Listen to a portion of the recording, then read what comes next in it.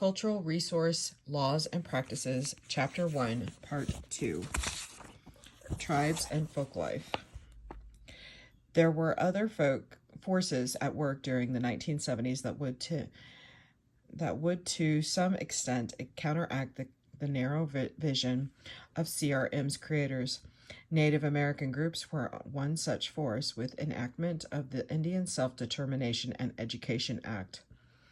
In 1975, tribes attained a new level of authority.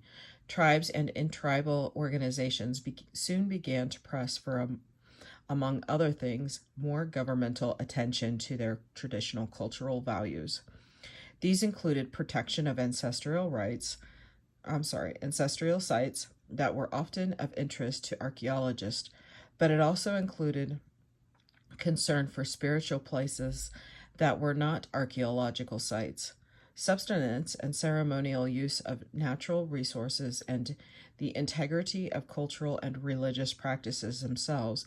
It also included a deep concern for ancestral bones and artifacts, which would become a major issue in the 1980s.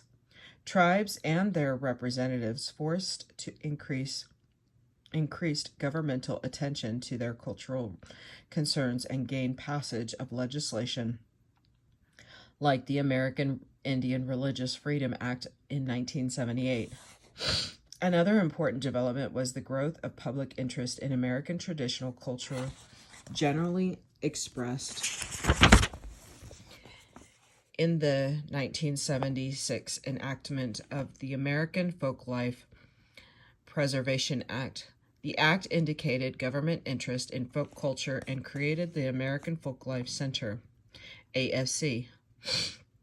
In the Library of Congress, the AFC has undertaken a wide range of folklife documentation and encouragement projects, some of them in cooperation with the Historic Preservationist and NPS, state historic preservation offices, and elsewhere. The same sets of interests spawned the Festival of American Folklife in Washington, D.C. as an annual event, and folklife festivals and documentation programs at the state and local levels across the country. Land Management and Archaeological Resources Protection Act. Meanwhile, land managing agencies that had struggled for generations with uncertain legal mandates had their missions clarified by Congress in laws like the Federal Land Policy Management Act of 1976 and the National Forest Management Act of the same year. These laws, and particularly the implementing regulations drafted by the agencies to which they related, but which by now had embedded environmental programs, often alluded to the management of cultural resources.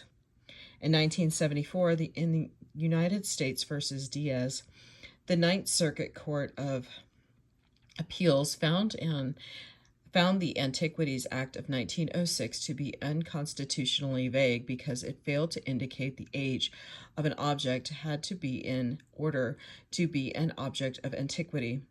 This provided an opportunity for archaeologists who had long seen the 1906 law as grossly out of date.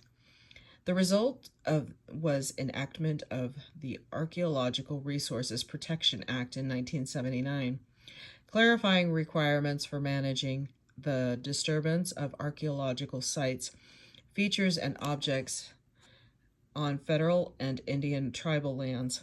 The Payne decision and CEQ's regulations, the 1970s was a period of great activity on the litigation front under Nhpa, Section 106, and other authorities. One particularly important Supreme Court decision had a chilling effect on the practice of social impact assessment. The court in Metropolitan Edison Co. versus People Against Nuclear Energy, commonly and pointedly called the Payne decision, declared that social and psychological effects were not by themselves sufficient to require preparation of an environmental impact statement. This followed issuance of Nhpa regulations by CEQ. that included similar language about social and economic effects for a while. This led some agencies to conclude that social effects didn't have to be considered at all in EIA, an enormous conclusion that thankfully now seems to have been forgotten. The rise of SHPOs, local governments, and amendments to NHPA. Another important development in the 1970s was the growth in power, effectiveness, and organization among the SHPOs, originally provided for in NHPA as state liaison officers to administer NPS's historic preservation matching grants. The SHPOs became increasingly consolidated and professionalized during the 1970s and gradually clarified their relationship with NPS. They formed the National Conference of State Historic Preservation Officers, NCSHPO, to represent them in Washington. In 1979, at the direction of President Carter, at the ACHP reissued its hitherto non-binding NHPA Section 106 procedures as true regulations, legally binding on all agencies. One important thing the regulations did was to create an explicit role for SHPOs. Since most agencies did not have much historic preservation expertise, while SHPOs increasingly did, the regulations described that agencies should turn to SHPOs for consultative assistance at every step. In the Section 106 review process, the prescription remains with us today with mixed effects. NPS grants to the SHPOs also hit a high point during the Carter years at almost $60 million divided among 57 entities that then qualified for such grants. The largesse was not to last. Local governments had long led the way in some aspects of the historic preservation since 19th century, when they were in the forefront of government involvement in preserving landmark buildings, and since the 1930s, when they pioneered the idea of historic districts as urban planning tools. In the 1970s, the federal historic preservation system began to pay more attention to them. In part, this resulted from the evolution of highly centralized Kennedy-era programs in the Department of Housing and Urban Development, HUD, into more flexible block grant programs that emphasized local initiative. The 1974 Community Development Act allowed HUD to delegate its NEPA and Section 106 responsibilities to local government recipients of block grants. Some preservationists viewed this allowance with alarm, fearing it would lead to widespread non-compliance with Section 106. It may have, but it also led many local governments to beef up their environmental and historic preservation staffs and procedures, or to create them de novo. This created a ripple effect that had positive impacts on local preservation in general and created a good many jobs for preservation specialists, while it positioned local governments for participation in the developing national preservation system. During the 1970s, NHPA itself was amended several times. Importantly, the requirement of Executive Order 11593 to address places eligible for but not listed in the National Register was integrated into the law itself by amending Section 106 to refer both to registered and to eligible properties. The ACHP, whose staff had been lodged in NPS, was given independent agency status after conflicts of interest became apparent with NPS project planning. In 1980, the Ohio Congressman John Sieberling, which is to say his preservationist staffer Loretta Newman, led Congress to make sweeping changes in almost every section of the NHPA. In a new section, 110, the 1980 amendments specified responsibilities for federal agencies in an expanded Section 101.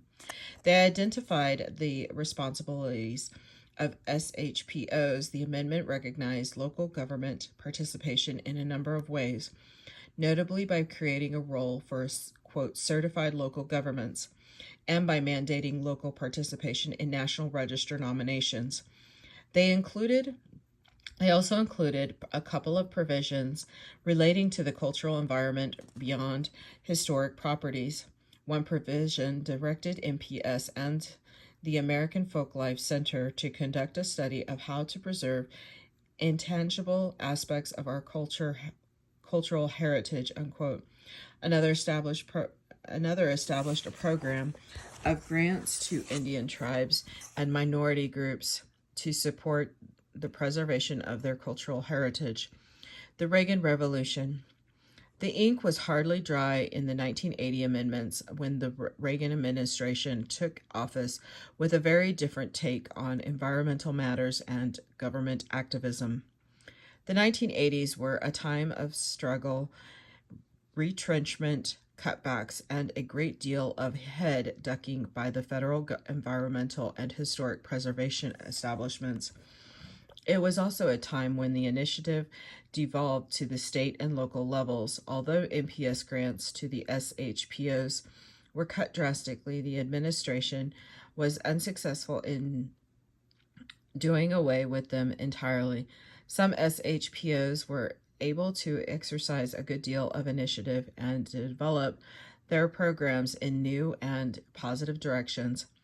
Many states had established little NEPAs or, quote, SEPAs, unquote, during the 1970s, and more did so during the decade. The Certified Local Government Program developed, and many local governments qualified for historic preservation grants and technical assistance from NPS through the SHPOs. The Reagan administration emphasized encouraging historic preservation through the tax laws, and for a while, federal income tax credits became a tremendous impetus for the rehabilitation of income-producing historic buildings.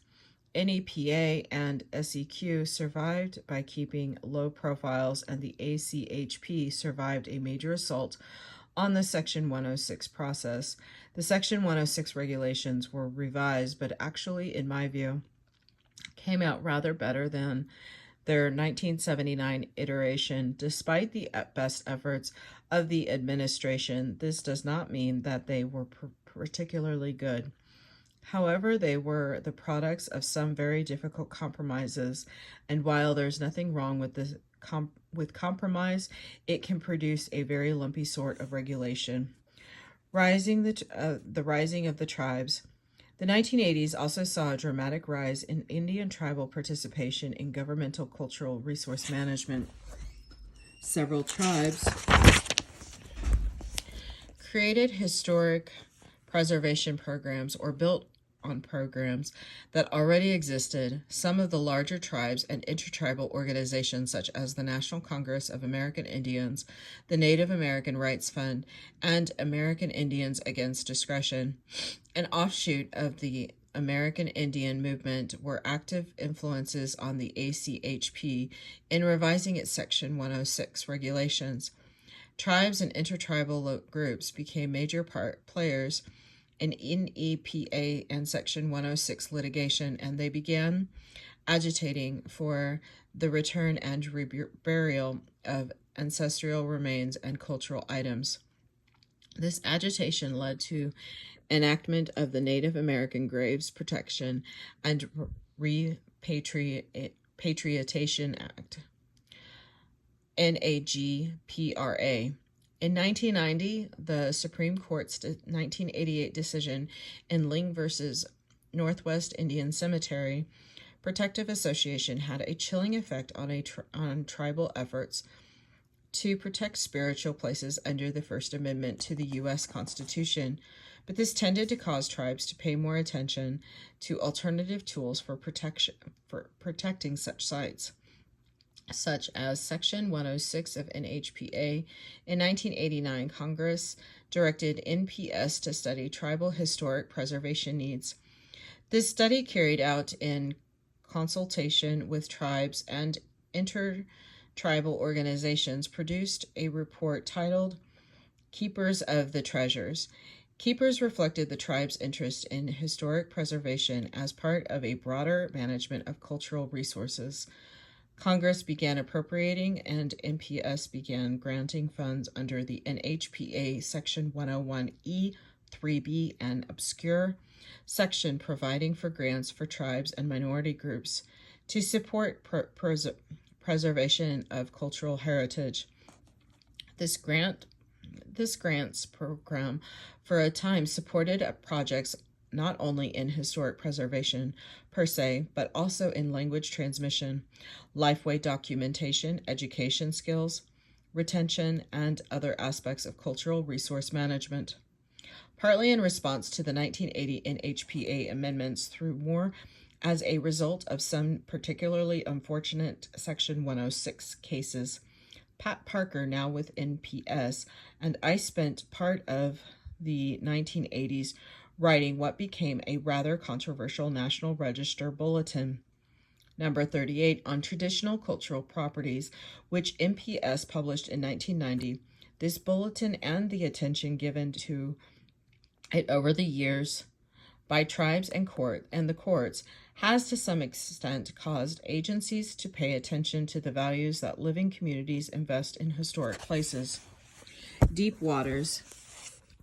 CRM sank beneath the waves in the 1980s, too, as oil and gas exploration expanded on the ocean floor and technology developed that permitted archaeologists and others to find and recover things there.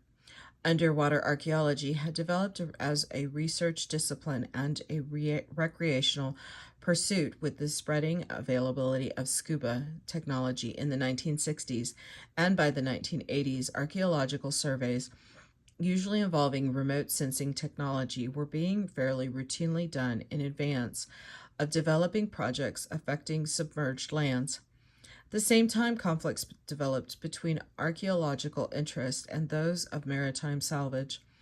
Salvage firms were accustomed to operating under admiralty law, which encourages the recovery of abandoned wrecks. Archaeologists, of course, wanted historic wrecks either left alone or excavated only by archaeologists using archaeological methods.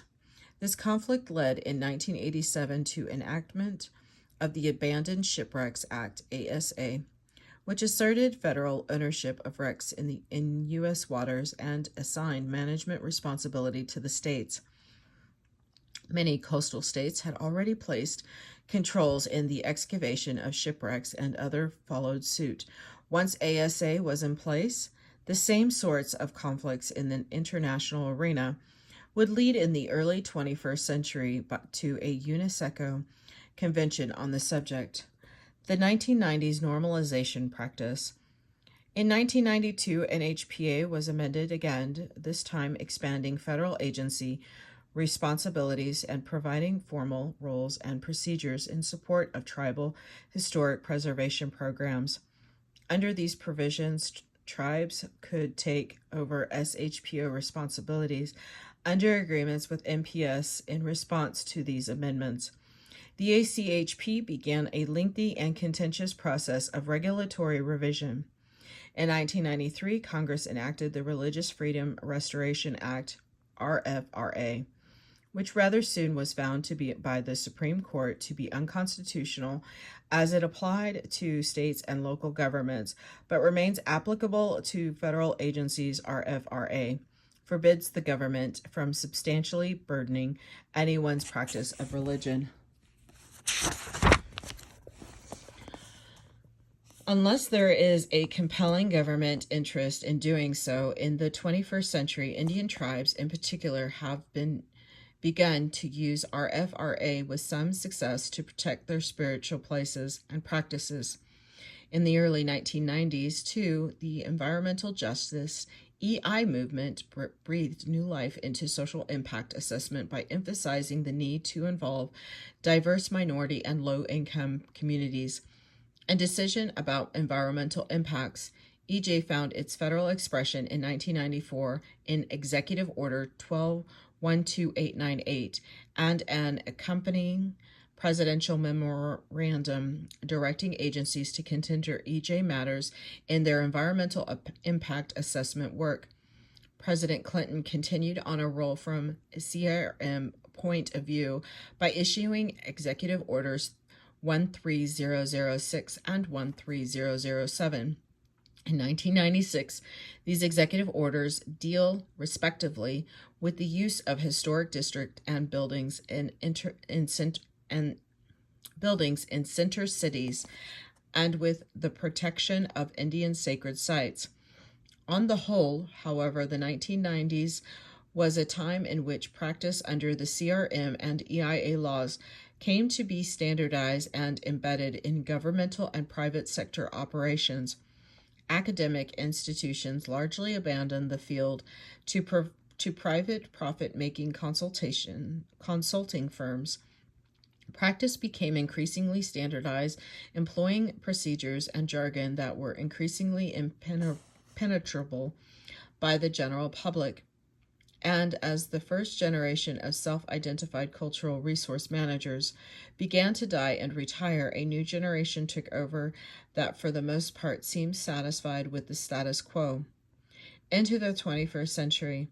At this writing, 2012, the 21st century has at best seen the continued routinization of CRM as practiced at the end of the 20th century. Most practitioners continue to equate cultural resources with historic properties and or archaeological sites. As a result, most cultural aspects of the environment, social institution, cultural use of plants, animals, and land, and religious practices are acknowledged only haphazardly in planning and EIA under Nhpa and project review under Section 106 of Nhpa have devolved largely into rote exercises carried out by for-profit consulting firms that unabashedly see themselves as member of project proponents' development teams. These firms vary in their willingness to mischaracterize environmental impacts to advance their clients' agendas, but even the most honorable are unable to escape the bureaucratic and economic forces that select for formalistic, low common denominator performance. CEQ and the ACHP have generously emasculated themselves in order to survive in the punishing political climate of contemporary Washington, D.C. SHPOs have often either followed suit or seized the opportunity to become petty despots. Litigation alone promotes responsible CRM and EIA, and few extra-governmental watchdogs have the money to undertake it. Federal agencies, following the example set by the chief executive between 2000 and 2008, are more arrogant and less responsive than other to the public interest. The Obama administration has not made it a priority to correct such attitudes. Substantive accomplishments have been few and faltering. In 1999, the ACHP unveiled the revised Section 106 regulations, on which it had labored since the 1992 Nhpa amendments became law. Much fought over during their development, the regulations perpetuated to streamline the review process. Oddly, they were rather longer and more complicated than the 1986 regulations they replaced. We'll address them in Chapter 4. Several large federal agencies, notably the U.S. Army and the BLM, undertook their own streamlining efforts with, at best, mixed results.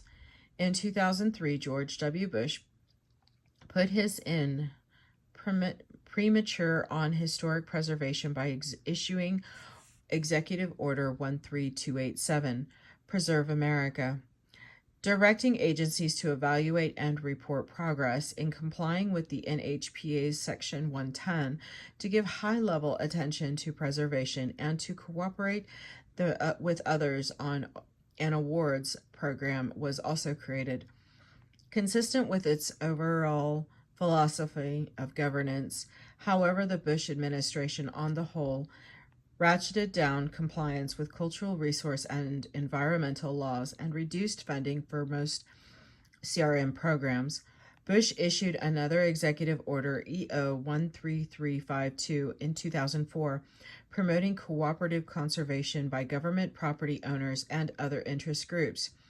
With little evident impact on government operations, President Obama, as of 2012, has thus far resisted the temptation to issue an executive order directly relevant to CRM unaccountability, ignoring my encouragement to do so.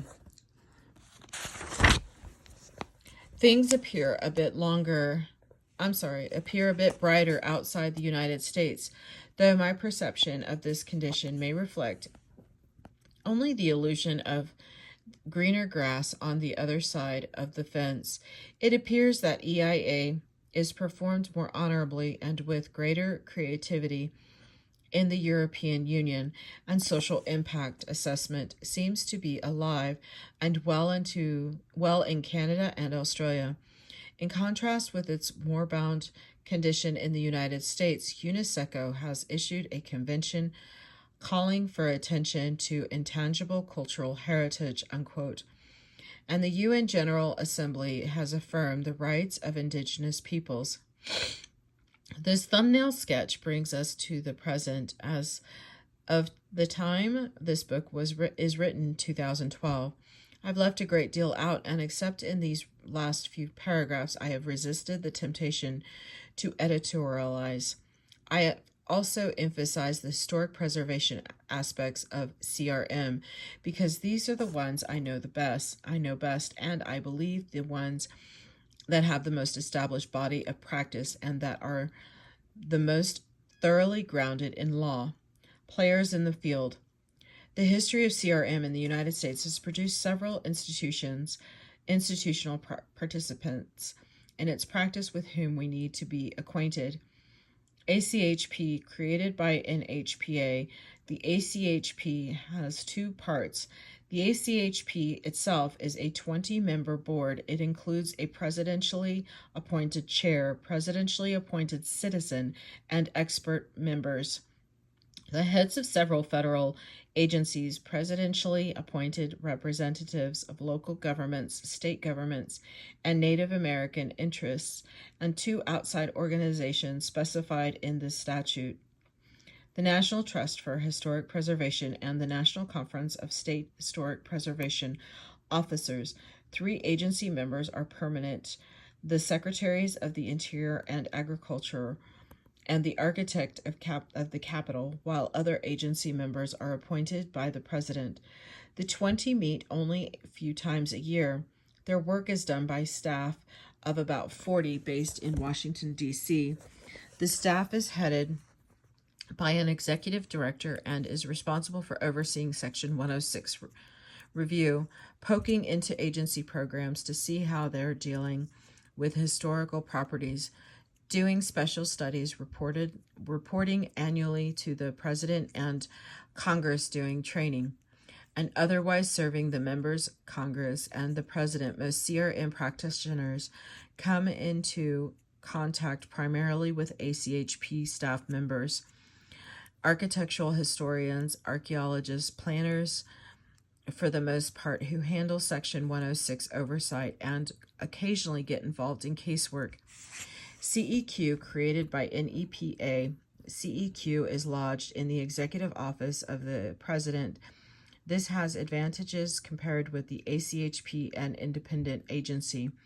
CEQ is closer to the President's ear. On the other hand, CEQ is more vulnerable to presidential whim than is the ACHP. Like the ACHP, CEQ consists of a council and a staff, but both are similar than their ACHP counterparts. The council in CEQ's case has only 3 members, but unlike the ACHP's a magnificent 20, most of whom are paid only when they meet. CEQ's members serve full-time for their tenure. The members are served by a small staff based in Washington. CEQ oversees NEPA provides an annual report to the President and Congress, occasionally helps resolve cases with national policy implications, and develops government-wide policy on environmental matters. Environmental Protection Agency. The Environmental Protection Agency, EPA, is a large independent agency with many responsibilities for both environmental regulation and the conduct of projects to protect or clean up the environment. EPA's primary areas of expertise and authority are in air and water pollution, but also promotes implementation of Executive Order 12898 in EJ.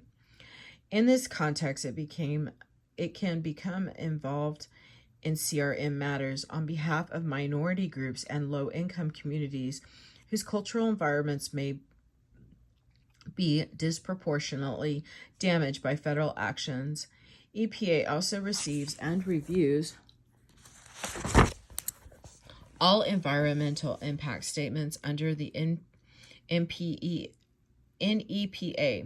and an adverse EPA comment can stop an agency project until deficiency that EPA has identified is repaired. EPA also funds the cleanup of pollution sources under construction of things like wastewater disposal systems.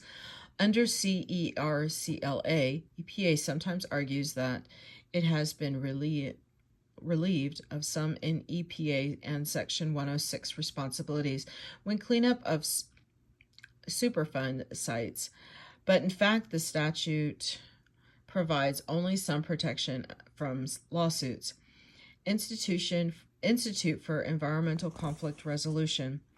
Created by Congress in 1998, the Institute for Environmental Conflict Resolution, IECR, is part of the Morris K. Udall Foundation, an independent federal agency based in Tucson, Arizona. As its name implies, its business is helping resolve conflicts over environmental matters.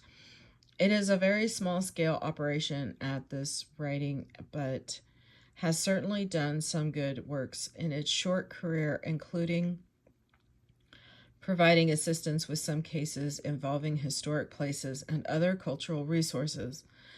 In its Citizen's Guide to the NEPA, published in December 2007, CEQ identifies the IECR as one of the 3 federal agencies overseeing implementation of NEPA, placing it on the same level as EPA and CEQ itself, and encourages citizens to contact it with their problems.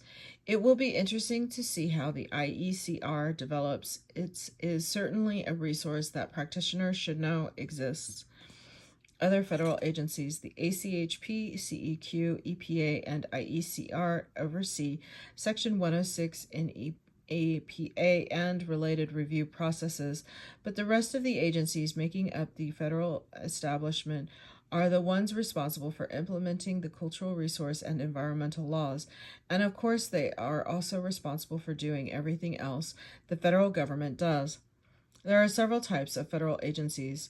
Agencies like BLM and the Forest Service manage land. The Federal Highway Administration, FHWA, and Department of Housing and Urban Development, HUD, provide financial assistance to states, local governments, and others for things like highways and housing. The Corps of Engineers and Bureau of Reclamation build things themselves. The Federal Energy Regulatory Commission, FERC, and Federal Communications Commission issue permits and licenses. Some agencies do multiple things. The Corps of Engineers, for example, manages land around its reservoirs, construct flood control facilities, and issues permits to fill waterways and wetlands. Land management agencies. Land management agencies have the most elaborate responsibilities under cultural resource laws because they actually control land on which people do cultural things. and have left cultural stuff, artifacts, buildings lying and standing around. They're often said to have stewardship, unquote, responsibility for such things, as well as project review responsibilities. Assistance agencies. Agencies that provide financial assistance to others tend to work closely with and often through those who use their money. FHWA, for instance, works in close concert with state departments of transportation and HUD delegates. Many of its environmental review responsibilities to local government that receive its assistance. Several Department of Agricultural agencies provide assistance to farmers and ranchers, often broadly defined, and some of their programs include creative provisions relating to cultural resources. Constructive agencies. Agencies that build things that have the clearest project review responsibilities since they themselves plan and construct projects. There are fewer and fewer simple one-agency projects. These days, more and more is done through assistance and partnerships. Permitting and licensing agencies. These agencies, FERC, for example, typically require those who apply their permits and licenses to do the legwork needed for environmental impact review. Though they hold the ace of being able to issue the permit or not, some permitting programs, such as those under the Coastal Zone Management Act and the Clean Air Act, are delegated to state, local, and regional agencies. Central and regional offices. Most agencies are organized into central and regional offices, but different agencies call their organizational levels different things, and the boundaries of regions defined by different agencies don't always correspond with one another. There are standard federal regions, but not all agencies have regional offices in all regions, so regions are combined and split depending on the agency's needs. Some agencies, like the Corps of Engineers, which is organized with reference to river basins, don't use the standard regions at all. Other agencies, like BLM, have state offices, however they're organized. There is always tension between the field and Washington. People from Washington are regarded by the field as autocratic and out of touch. People from the field are regarded by Washington as loose cannons who don't understand policy. Some agencies have sub-regional field offices that typically are in some conflict with both regional and central offices. Federal preservation officers. Under NHPA, each agency is supposed to have an official who oversees its compliance with the law. This official is referred to as the Federal Preservation Officer, FPO. The statute says that the FPO is to be qualified, but no one has ever established what this means. Most agencies have FPOs, but their locations in the agency's organizational systems, their authorities, and their expertise vary widely. Executive Order 13287, issued in 2003, directed agencies to designate a senior policy level official to have policy oversight responsibility for the agency's historic preservation program. This does not seem to have had much effect on FPO qualifications and authorities. The ACHP reviews agency programs under the authority of the executive order, and this may eventually have useful results. Agency NEPA and NHPA procedures. CEQ's regulations require that each agency have its own procedures for implementing NEPA's procedural elements, and Section 110A.2 of NHPA imposes similar responsibilities on agencies with regard to historic preservation, including Section 106 review. CEQ has to approve agency NEPA programs, and ACHP must approve those dealing with Section 106. Most agencies have NEPA procedures which vary greatly in their terms, content, and structure. A few agencies have approved NHPA procedures. Some other laws and executive orders, for example, Executive 13007, regarding Indian sacred sites, also require agencies to develop or improve administrative procedures. Executive Order 13287 directed agencies to report periodically to the ACHPs and NPS on their programs under NHPA Section 110. NPS plays an important role in CRM, particularly in its historic preservation aspects. It's a somewhat schizophrenic role since NPS is both a land management agency and an agency that does, well, other things. NPS as a land manager. Most people know NPS as the manager of the national parks, monuments, recreation areas, and seashores. In the role, NPS is a land and resource manager, much like the Forest Service, BLM, or Tennessee Valley Authority. As such, it has responsibilities under NEPA Section 106 of NHPA and other authorities, just like any other agencies. CRM practitioners come into contact with it fairly often as it exercises the responsibilities having preservation and public interpretation as part of its mission. NPS also does CRM work in and around the units of the National Park System, and CRM practitioners often interact with it as contractors on things like historic context studies, historic property surveys, preparation of historic structures, reports, historic structure, rehabilitation and restoration projects, and Native American coordination projects. NPS programs. The other things NPS does are often referred to as its external or outhouse functions. These involve it in interactions with other agencies, states, tribes, local governments, and the public on matters having nothing to do with the national park system. The external CRM program include the following: the National Register, both a list of properties and a staff unit that manages the list, processes nominations, and so on.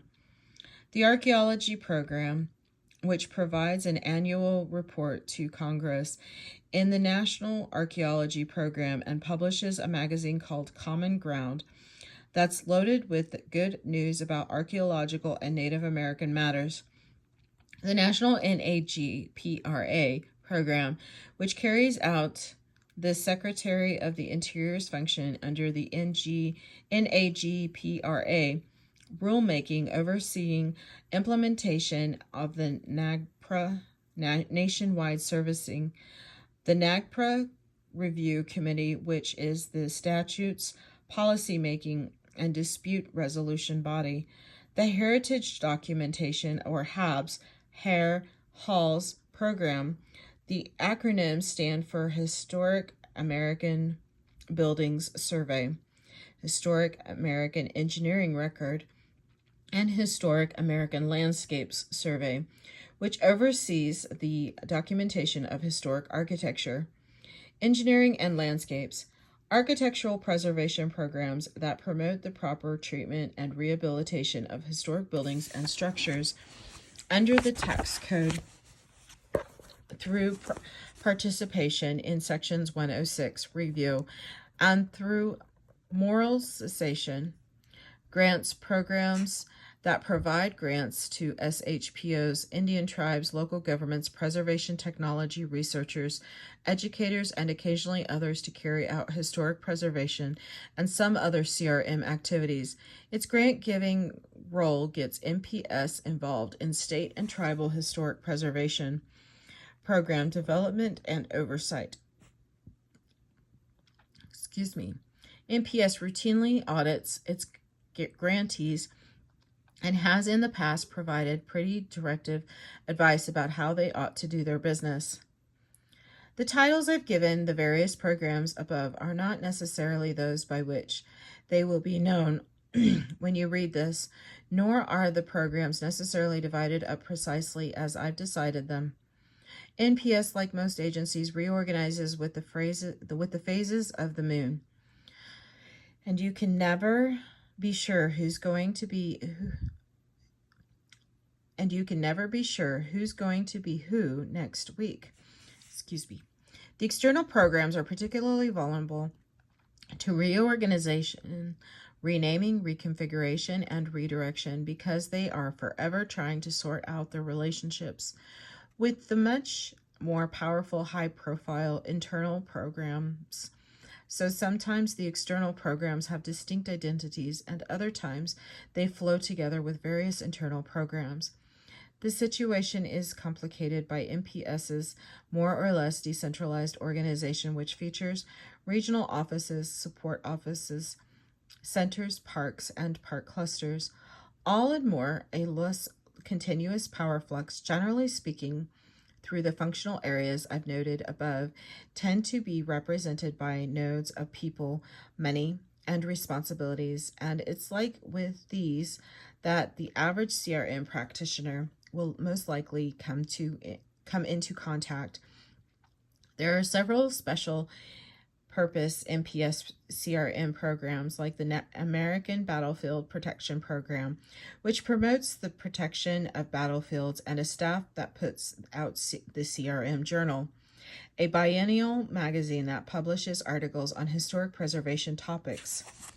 AFC. The AFC part of the Library of Congress is responsible for collecting and maintaining data on folklore resources.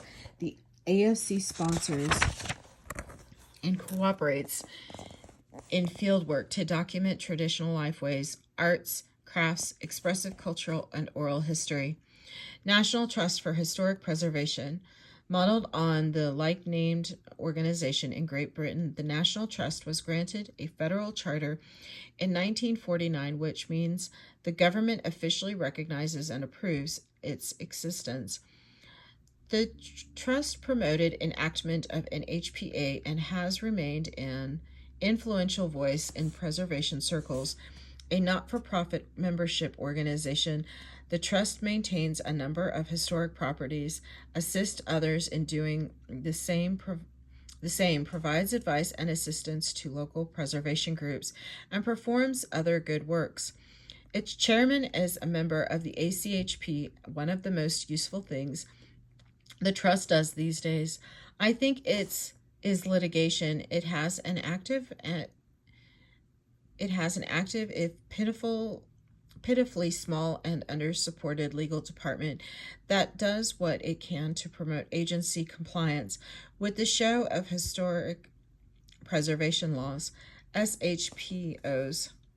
There are 59 SHPOs because, in addition to the 50 honest-to-gosh states, the District of Columbia, Puerto Rico, American Samoa, the Virgin Islands, Guam, the Commonwealth of the Northern Mariana Islands, the Republic of Palau, the Republic of the Marshall Islands, and the Federated States of Micronesia are states for the purposes of NHPA. Under NHPA, the SHPO coordinates historic preservation activities supported by federal grant funds in his or her state.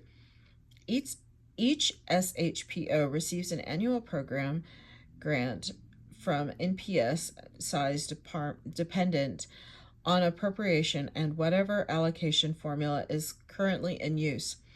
The SHPO uses this grant to carry out functions set forth in Section 101B3 of the NHPA, such as the following: conducting a statewide inventory of historic properties, nominating properties to the National Register, maintaining a statewide preservation plan, providing assistance to others, advising local government, federal and state agencies, and the public, participation in Section 106 and other reviews, helping local governments with program development, public education.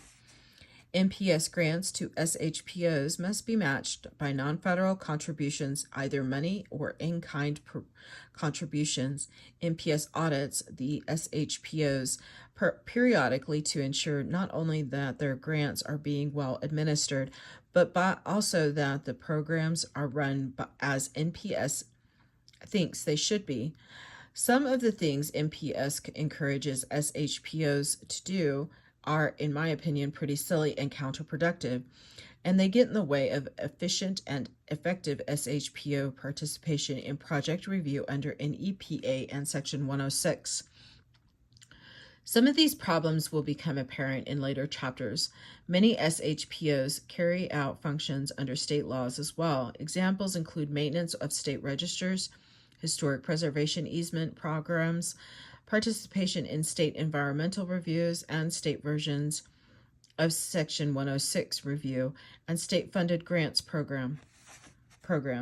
The SHPO is designated by the governor. Some states constrain the governor by stipulating that SHPO will be, say, the director of the State Historical Society, answerable to the Society's board of directors. Others do not. SHPOs tend to be political animals, and in some preservation purists decry this fact. In my experience, it's mostly to the good. If an SHPO is to be effective, he or she needs to know how to play the state's political system. SHPO staff must meet standards